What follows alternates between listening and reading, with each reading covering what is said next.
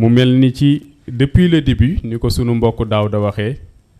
ñu nekk à la recherche de cette évidence comme na nga ko defee ci discours d'ouverture bi évidence boobu nag topp nañ ko ba mu yóbbu ñu ci benn frontière boo xam ni fii dañu fay gis souffle premier fii ñu fay gis souffle divin muy sunu première question nag di dugg ci wàllu boobu noonu waaw lan mooy souffle premier lan mooy souffle divin bi ñuy recenser question yi itam honnêteté intellectuelle daf ñuy pousser ñu xam ni thème mu tay bi comme ni ko sunu mbokk daaw da waxee entre chaos et clarté moom moo ko proposé waaw kon xëy na moom moo koy développé mu mel ni question yi ñu recenser fii itam internautes yi comme ni mu ko waxee ak ñi nga xam ne ñoom ñoo fi nekk ñoom ñoo ñu yónnee question yi mu mel ni kon itam question yi ci moom la jëm waaw mu mel ni première question bi si loolu lay dellu te mooy souffle premier ak souffle divin lan mooy seen différence. asalaamaaleykum wa rahmatullahi taala wa barakaatu. ngeen baal ma dama xaw soj waaye weeru ko léppay barkeel kon yàlla na soj bi barkeel ñu ngi nuyu ñëpp di ziar ñëpp di baalu àq ñëpp di massawu ñëpp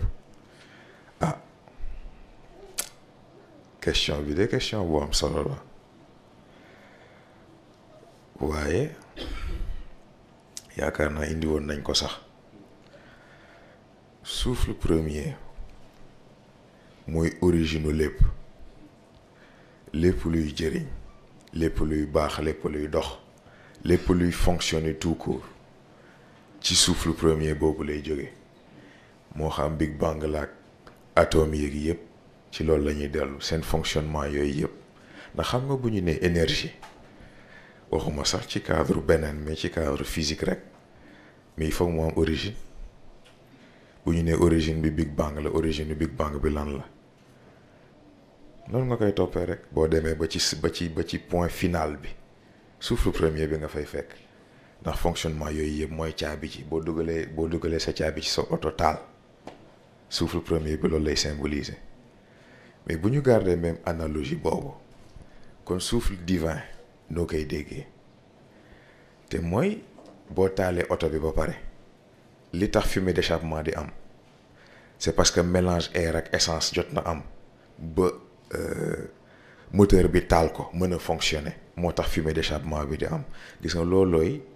souffle divin bi loolooy garantir que ni souffle premier bi njëriñ gi mu waroon am na ko moom mooy garantir ni li mu war a jëriñ mbindeef gi am na loolooy souffle divin foofu la respiration jóge gis nga nit boo seetloo léppam ay hommage la ba ci loxo lu tax juróomi baaraam pourtant tudd nañ ko bii passé ci 5 façons énergie yi am ndax dañu wax leer wax lëndëm wax néant yeneen ñaari ci def yii ay dérivé wu leer la yii ay dérivé wu lëndëm la waaye ni ngeen ko indee looloo ci am solo te mooy bul ko xool rek ci nit ñi ko jàngale kon mën nga juum ndax yow lu boo ci gis outil la boo ci mënti gis outil la ce qui fait que nit ki mooy def lu jaar yoon walla nit ki mooy def lu dëng waaye énergie yi en tant que tel ñoom amuñu benn influence ci boobu domaine nit ki mooy mel ni mu mel utiliser énergie yooyu ci ni mu ko neexee c'est aussi simple que ça.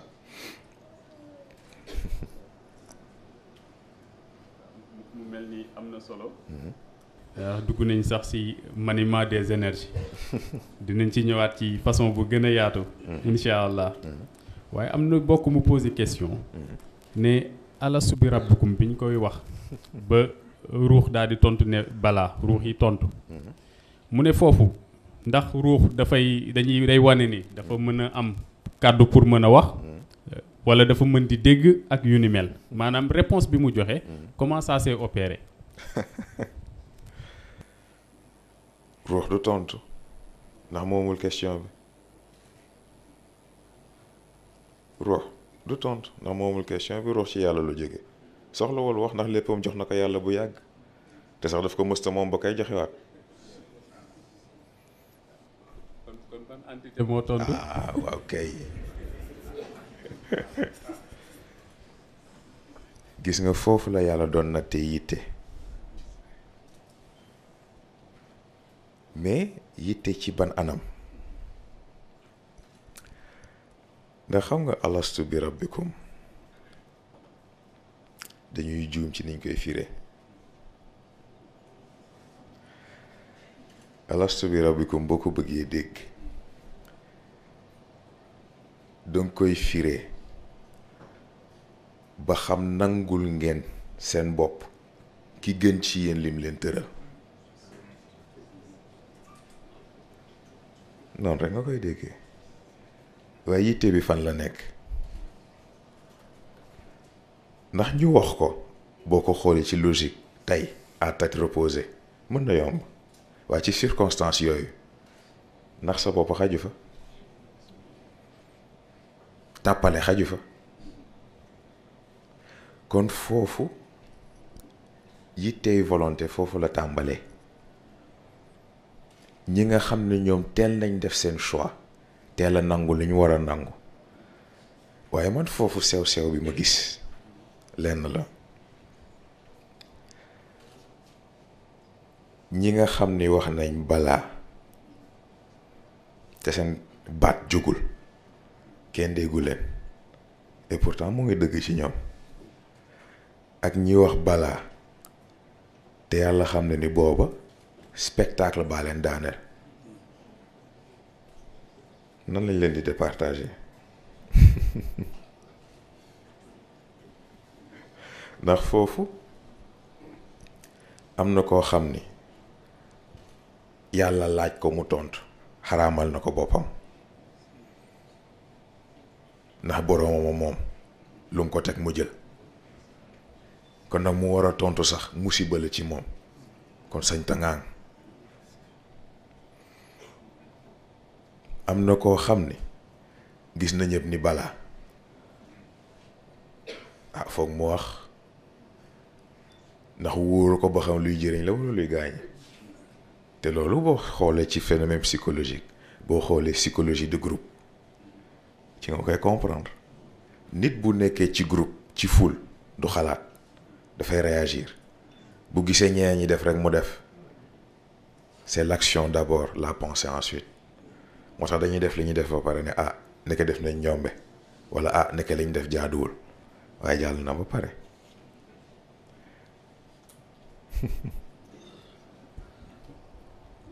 waaye li ma jaaxal foofu parce que bu dee fii sunu système bi booy joxee réponse mu ngi dépendre ci environnement bi ak ban aisance nga am par rapport ak environnement bi mais foofu naka lañ comprendre enjeu yi ba mu déterminer seen réponse pourtant jàngal naa leen ko